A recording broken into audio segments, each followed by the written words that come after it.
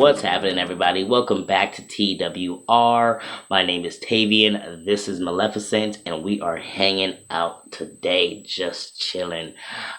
So I kind of want to go on a little bit of a rant, but not really. I just kind of wanted to talk. Okay, so when you're on social media like Facebook and other things like that, it is nonstop where we as keepers are constantly seeing people coming on there looking to get help, looking to have people teach them about this animal that they have suddenly just gotten, whether that was an impulse buy or they caught themselves rescuing it.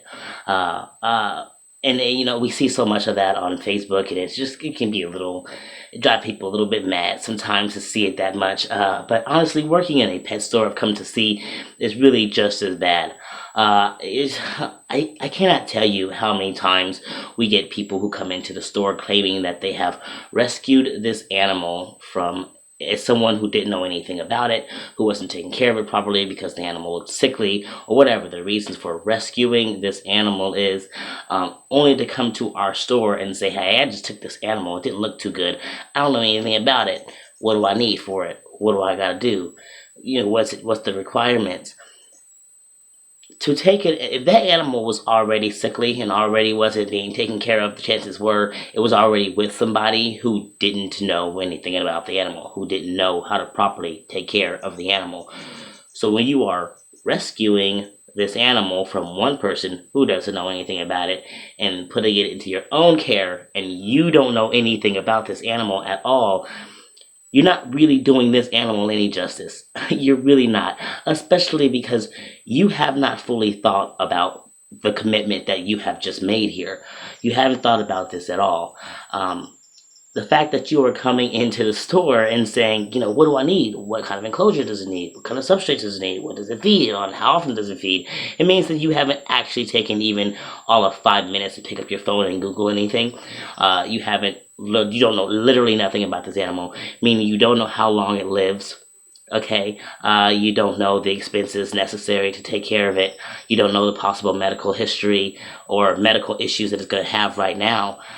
You don't know what you are even financially investing in when you decided to just go ahead and take this animal in. You just don't know how many times we were like, if people come in, they got this animal, what do I need? And we'll start listing off all the things, you need this size enclosure for now, one this size enclosure for when it gets bigger. It's going to feed this much. It needs these lights. It needs this. It needs that. It needs heating pad. It needs this and that. And then by the time we finish showing you and telling you everything that you need, you've gotten this animal that you may have gotten cheap or free because you've rescued it. And you're thinking, this is going to be great.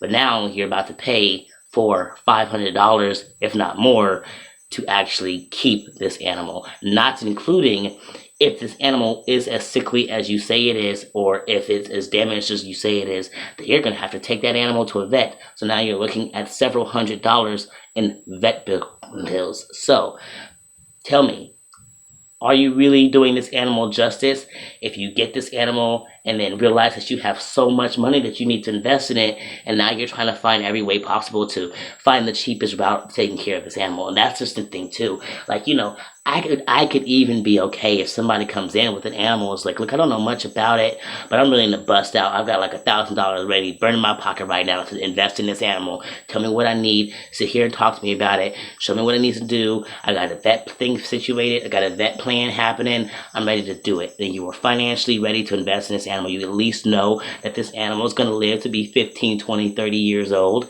and you're ready to invest that much time in the animal. That's cool, bro. Good on you. Now 99% of the time that is not the case. 99% of the time, once you even just start talking about all the things enclosure-wise that animal needs, suddenly that person is feeling like, ooh, this animal is costing me a lot of money. Ooh, what did I just get myself into? Ooh, this is rough. Yeah, it is, because the animals aren't cheap. Not even when you are initially just buying the animal. I'm not talking about just rescues. We get people coming in,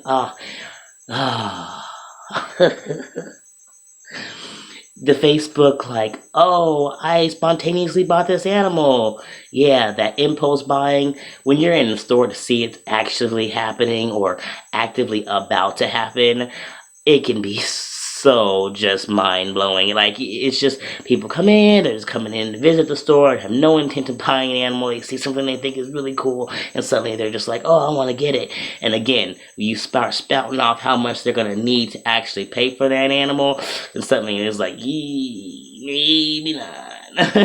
Maybe not. Which is nice, because at least when they're coming into the store and we can tell them all the things, oh, this is all that you're going to need, and they can have that moment of, oh, maybe not, because of how expensive it is, and think twice, you know? But animals just aren't cheap, and it is so important to remember that, especially if you're thinking this impulse buying stuff. It's just not, it's not cheap, and they're a lifetime commitment. They're not just this like little rodent that's gonna live 1, 2, 3, 4, 5 years. You're like, I can dedicate a couple of years of my life to this thing. No, this is a thing that's gonna take up a majority of your life, or at least it could take up half of your life.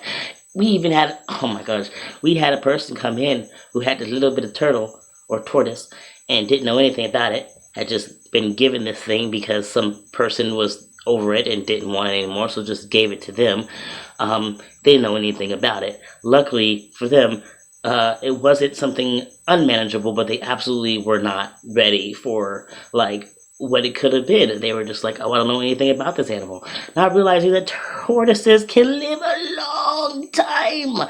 Like, you're gonna take in a tortoise, and then you'll even realize that you probably just invested 50, 60, 70 years of your life to taking care of this animal. I'm not gonna go on. I'm not gonna go down that road. But either way, y'all, you gotta think twice. You gotta think real clearly about what it is you're doing. Animals are just not something to just get on a whim. You cannot just rescue an animal and know nothing about it. You can rescue an animal, come in and be like, look, I'm taking in this animal, it doesn't look sick, I'm gonna invest in getting it back to health, and then I'm gonna find somebody else who's gonna take care of it long term in its life. That's cool too, bro.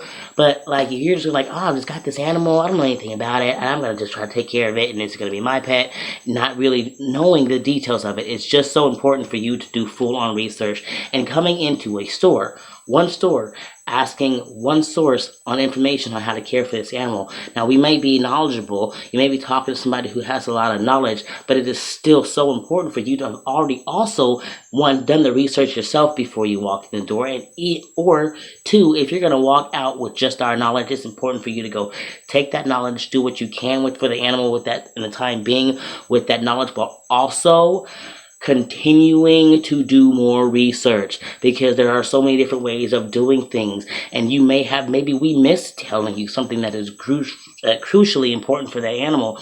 Maybe it's something you need to learn, that you need to let's decide whether it's something you really want to commit to, that we're not going to give you all the details of. It's beyond important for you yourself to do that research. You cannot just walk into a reptile store and say, tell me all about this animal, and then walk out of there with maybe all the stuff you need for it and some knowledge that you talked to from one person and say, now I know all about this animal. You don't. I'm constantly researching, watching videos on animals that I already have. Why? Because things change. What we learned about these animals change. What we know about these animals change. And so you can't just go off of one source, and I can't just go off of what I already know about these animals, because that's always changing. People are discovering new things about these animals all the time.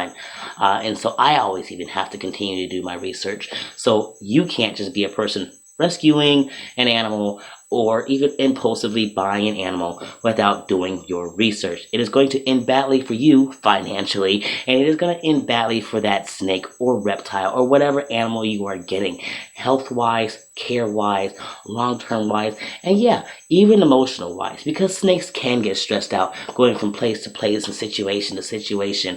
You know, they are like cats and dogs. Like, yeah, they can be affected by that wild, inconsistent life just as much as a cat and a dog can. It's not like they just don't have any feelings at all, where they just like, whatever, oh, I'm moving again, no big deal, just keep on doing normal life stuff. They can get stressed out. They can stop eating because of it. They can get sick because of it. They can die because of it. So really, you got to just think about these things. You got to think about these things for the animals, if not just for yourself as well.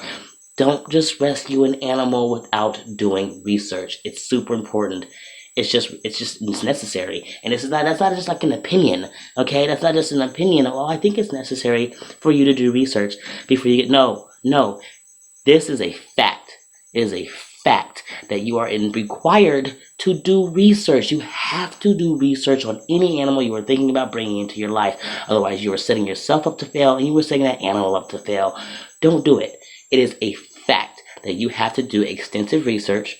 Not just talk to the people in the pet store, not just watch one video, not just read one article, but extensive research on any animal that you are thinking of bringing into your home. It is just one of the most common things that I see in a pet store and on social media and everything else. It's just people not researching. So I know I've covered this before, but it's been a long time since I've been on my channel too. And so I'm covering it again. And I hope you hear it. I hope somebody hears it. And I hope I'm avoiding somebody making a really, really, really bad mistake. So that's all today. I don't want to keep ranting. Looks like Maleficent's over here trying to crawl up the camera. So I'm going to go ahead and wrap this video up for the day. You all take care of yourselves. You know, you keep it going. You keep spreading that knowledge. Each one teach one. And do what you're going to do. But make sure you're doing it for the animal and what's best for you and that animal in the long run. So you all take care. You love yourselves. You love your reptiles. You love your loved ones. And you all keep spreading those herbs.